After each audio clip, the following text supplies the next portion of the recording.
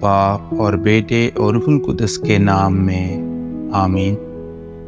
ہمارے لیے آج کی تلاوت مقدس پولس رسول کا افسیوں کے نام خط، اس کا 4 باب اور اس کی 7ویں آیت سے لے کر 16ویں آیت تک۔ اور ہم میں سے ہر ایک کو مسیح کے انعام کے اندازے کے موافق فضل دیا گیا ہے۔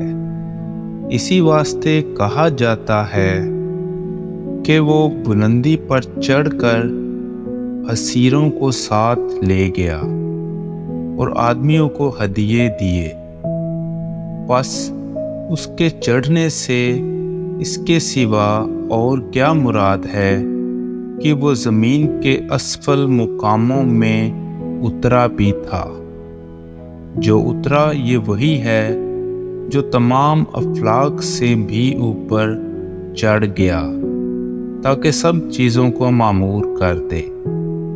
اسی نے بعض کو رسول اور بعض کو نبی، بعض کو مبشر اور بعض کو چرواہا اور معلم مقرر کر کے دے دیا، تاکہ مقدسین خدمت کے کام میں کامل بنے اور مسیح کا بدن بنایا جائے، جب تک ہم سب کے سب ایمان اور ابن خدا کی پہچان میں ایک ہو کر مکمل انسان نہ بن جائیں، یعنی مسیح کے بدن کے پورے قد کے اندازے تک نہ پہنچ جائیں، تاکہ آگے کو بچے نہ رہیں اور آدمیوں کی تلون مزاجی اور مکاری کے سبب سے ان کے گمراہ کرنے والے منصوبوں کی طرف ہر ایک تعلیم کے جھونکے سے